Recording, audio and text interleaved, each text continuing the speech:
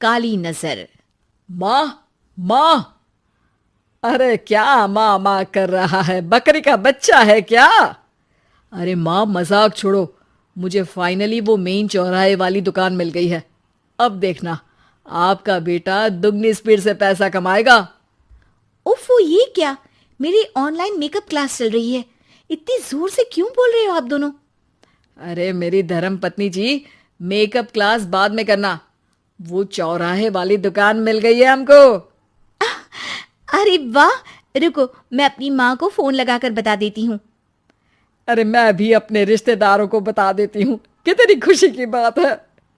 हाँ हाँ, मैं भी अपने दोस्तों को बता देता हूँ। 1 हफ्ते बाद रजिस्ट्री है। बस, घर में खुशी का मौका था। उन तीनों ने अपने अपने फोन उठाए और लोगों में बात फैलाना शुरू कर दिया। और रही सही कसर श्वेता बहू ने अपने पड़ोस में सबको बताकर कर दी। अरे वर्मा आंटी, अब हम भी जल्दी कार ले लेंगे। घर का रेनोवेशन होगा और ठाट से रहेंगे हम भी। अरे ऐसा क्या हुआ? लॉटरी बाटरी लग गई है क्या? अरे इस बार चौराहे वाली मॉल में हमको भी दुकान मिल गई है। दुकान नंबर 21, जो एकदम चौराहे पर है। अब ग्राहक बढ़ेंगे तो आमदनी भी बढ़ेगी ही ना। अरे वाह, कितनी खुशी की बात है। मैं बहुत खुश हूँ तुम्हें इतना खुश देख के। बाकी एक बात कहूँ, सबको मत बताते फिरना। किसी की नजर लग जाएगी तो खुशी की खबर वापस लौट जाएगी। हैं? ऐसे थोड़ी ना होता है। अब डरा रही हो। अरे सही कह रही हूँ। काली नजर कहते हैं इस चीज को, जब आप किसी को कुछ बताओ और वो काम बिगड़ जाए। अरे लेकिन मैं तो। तुमने सबको बता दिया ना? हाँ, फोन लगा लगा के। अब बच के रहना। काली नजर बड़ी खतरनाक होती है। श्वेता इतनी खुश रहती है कि वो वर्मा आंटी की बात पर ध्यान ही नहीं देती, जबकि पड़ोस में और भी लोगों से खुशी की खबर शेयर करती रहती है। अगले दिन राजेश बहुत दुखी होकर घर आता है। अरे बेटा, क्या हुआ? मुंह क्यों सूजा हुआ है? मधुमक्खी ने काट लिया क्या? माँ, वो दुकान किसी और के पास चली गई। किसी ने ज्यादा भाव लगा दिया। अरे पर बात तो आपसे हुई थी ना उस दुकान वाले की। हाँ, आज मैं टोकन अमाउंट देने गया था, तब मुझे पता चला। कोई आकर सुबह मुझसे पहले ही ज्यादा अमाउंट दे गया। काली नजर। क्या? क्या कहा? वर्मा आंटी ने समझाया था कि किसी को बताना मत, वरना काली नजर लग जाएगी। अच्छा, तुम्हें उनकी बात मान लेनी चाहिए थी। उनकी बात मान लेती, लेकिन उसके पहले ही सबको बता चुके थे ना हम तीनों। अरे अगली बार से ध्यान रखेंगे। कोई भी नई चीज होगी तो किसी को नहीं बताएंगे। तीनों कुछ दिन ऐसे ही रहते हैं, पर एक दिन श्वेता को एक मेल आता है। राजेश, मेरा ऑनलाइन मेकअप कोर्स कंप्लीट हो गया।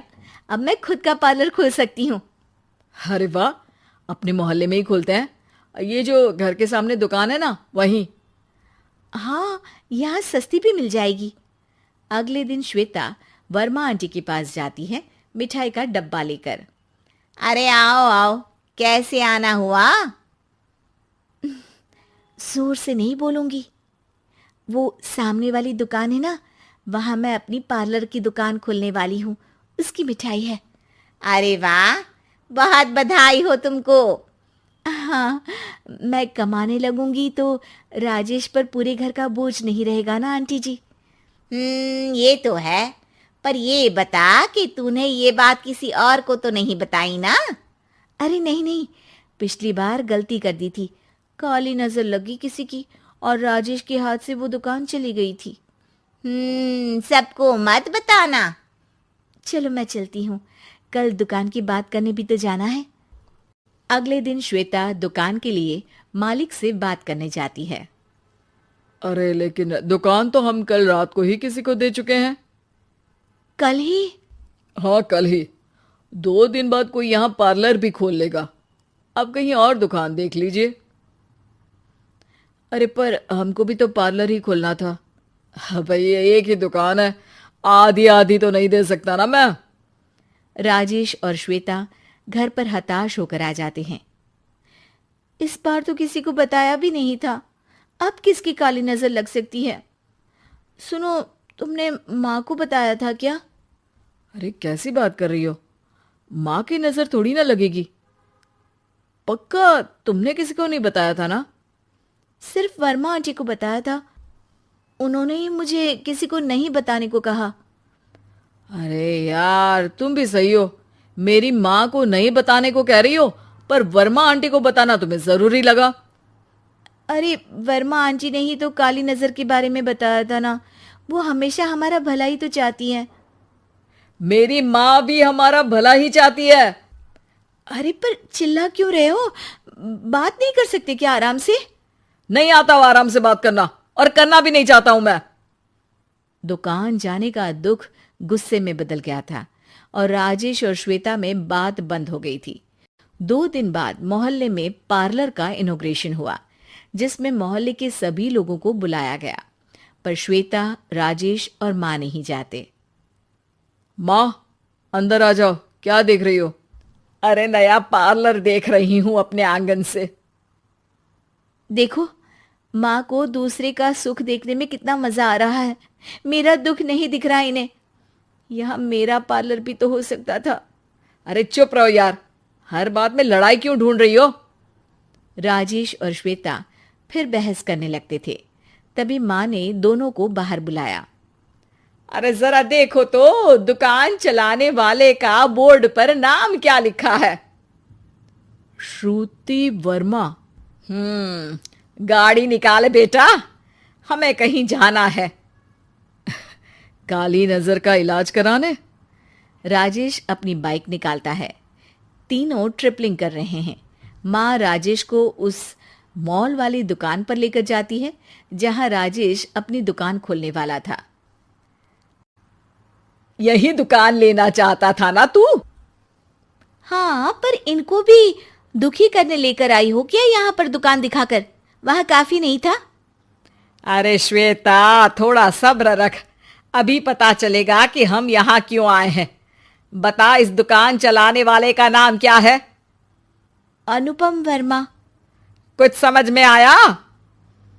वो दुकान वाली श्रुति वर्मा, ये दुकान वाला अनुपम वर्मा, और हमारे पड़ोस में हमने उस दुकानों के बारे में बताया किसको था? अब वर्मा आंटी को। मतलब वर्मा आंटी ही हमारा काम बिगाड़ रही है? नहीं नहीं, ऐसा नहीं हो सकता, ये बस इत्तेफाक है। राजेश अपना फोन निकालता है और श्रुति वर्मा और अनुपम वर्मा के नाम फेसबुक पर सर्च करता है, जहां ये दोनों ही वर्मा आंटी के रिश्तेदार होते हैं।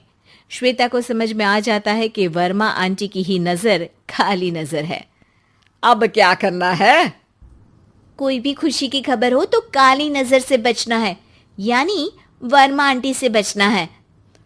अरे पर मुझे ये समझ में नहीं आया कि वो हमारे साथ ऐसा क्यों करेंगी। अरे बेटा, एक सीख है, दूर के आदमी को आपकी तरक्की से कम परेशानी होगी, पड़ोसी को ज्यादा। दोनों माँ की बात में हामी भरते हैं और अगला काम चुपचाप करने की कसम खाते हैं, ताकि आगे से वर्मा आंटी कोई काम ना बिगाड़ सके।